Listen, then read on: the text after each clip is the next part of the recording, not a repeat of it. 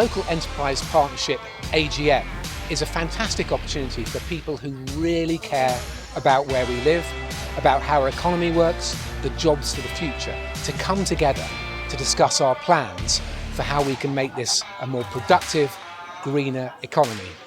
We've got some fantastic experts, we've got our local authority leaders, and we've got the public contributing their ideas to how our economy can be successful and sustainable in the future. It's a really exciting evening. I hope that what motivates everyone to be here this evening is a concern about where we live, and how we thrive together. And the Local Enterprise Partnership is an organisation that brings together different local interests. Of course, our elected representatives, the local authorities, our businesses, our education establishments, and of course our valued partners in the voluntary sector, to think about the future economic prosperity of our area, and also to administer the funds that are provided from the public purse to enable those strategies. The local industrial strategy was a collaboration, and many of the people who are SEMLEP ambassadors contributed ideas that helped to shape this document that was published in the summer, in July. Future of mobility is a great strength already for our area. It's one that we believe can grow further. To make sure that productivity and sustainability are developed in tandem, putting employers at the heart of innovative skills, the way that businesses work together and network to support each other, and crucially, marketing our area to ensure that inward investment, both from the rest of the UK and internationally, is available. And then lastly, placemaking, the kinds of investments that I showed earlier on, to ensure that the growth that happens in our area isn't growth for growth's sake, but absolutely contributes to the quality of life for all of us. So those are the broad themes. What we now need to do is to deliver it.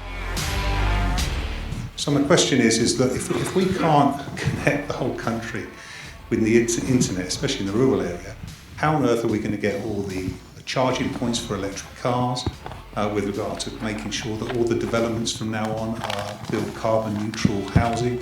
You know, where is the big vision? We do have a really strong track record in this area of some innovative projects around renewable energy, around autonomous vehicles, smart technology.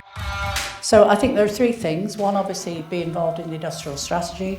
I think two, making sure that folks locally are aware of what funds are available in each of the areas, whether it's innovation, skills, IT, profitable businesses or sustainability. And then third, make sure that those projects are actually starting to come in to claim the money. Through our business advisors and our free support and workshops for businesses, we will be able to direct businesses towards the support that most fits their needs. I think when we look at what we're good at and we stand for in this part of the world is the entrepreneurship, and we're very good at startup. And I think some of the work that SEMLEP are doing, both with the growth hubs but broader than that, is how do you build that ecosystem that attracts inward investment, provides the support mechanisms for businesses as they start to grow. And the Midland Engine Investment Fund that I think is one of the best kept secrets in some respects for our part of the world. Working with the British Business Bank to help and support that and promote it is really important, and that will help both employment but help growth. I think the most important thing is opportunities like this to be able to tell people about the local industrial strategy and the fact that so many businesses were engaged in developing the local industrial strategy. I'm pleased to be able to say that we've had, from the bidding round that closed on the 1st of November, we've had over 30 bids worth over £78 million. Clearly, in terms of infrastructure, some of the really big items like a new railway, a new road, or even a new waterway will probably need to be funded at a national level. And what we can do there is influence government. So because we have a very clear strategy, so that we can demonstrate that by investing in this area, in the SEMLEP area, in the wider Oxford to Cambridge arc, the government will gain economic benefits locally that will be a benefit to the whole country. We already have some major strengths in the clean growth field in this area, such as our example around electric Corby and now Utopia in Corby, housing development, which was zero energy build. So it was to demonstrate that it could be done, but it was also to encourage people to see that actually they could live in a house like that. In terms of electric vehicles, vehicle registrations have grown in the last 4 years by 4.5% above the national average. We've got nearly 6% of all charging points in the SEMLEP area. For those who are not familiar with the catapults, we basically are not-for-profit, and our role is to help in what's referred to as the valley of death between great innovation in our universities to make sure it becomes commercialised and actually produces jobs and wealth for the UK. And this particular catapult, which is actually based here in Milton Keynes, focuses on connecting places, which is about both transport and cities, and making sure all those new innovations are gathered up to deliver those benefits to the UK economy. So it's about building on the infrastructure that we've got today in order to have a green mobility solution and better places to live tomorrow. But in the next 40 years, we will spend more on infrastructure than we've done in the last 4,000 years. And getting that wrong is only going to increase the burden in terms of what happens in terms of the environment. And I realise Cambridge and Oxford are not mega cities yet, but they're mega important as far as I'm concerned. So building that on a miniature scale and demonstrating how that can be done well can be quite transformational. And that gives inclusive growth. It means you've got to have robust transportation and the networks and strategies there for the next generation of people. There's about $560 billion in the EV market forecast opportunity. So in the UK, if we actually go green, we can also create jobs. So why would we not want to put those two things together to make a change? We think that the Golden Triangle, Oxford, London, Cambridge, the ARC, can be one of the leading place globally for companies to either start and scale a clean business or to kind of actually come and grow to scale a global business. One of the things that's quite interesting is that actually the UK market is a big enough space to grow a very substantial business, but it also is a perfect platform for moving into the sort of mega markets of the US and China and India.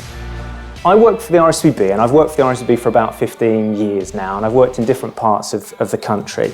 I think what's interesting about the RSPB, and particularly hopefully relevant to us tonight, is that we manage about 150,000 hectares across the UK.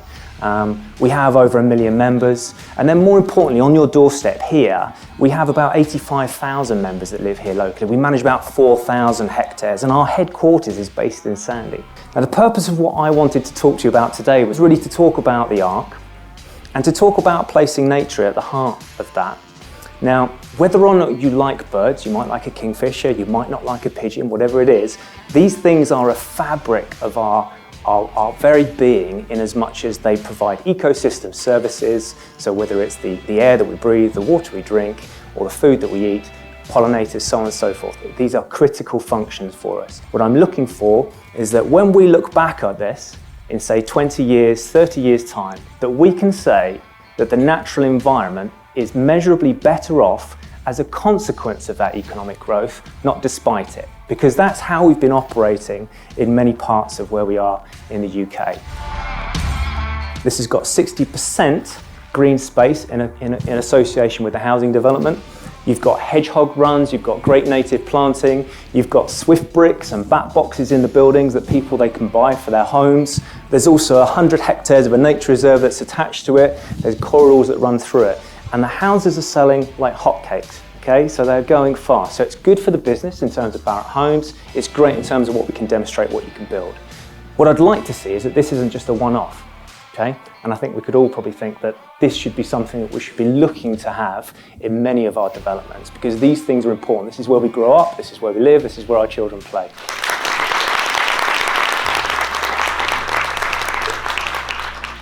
Wow, what a great evening. 2 hours of really in-depth discussion where we heard about the plans for the future of our businesses, we heard about skills, we heard about building great places, we heard about investing in culture and the environment.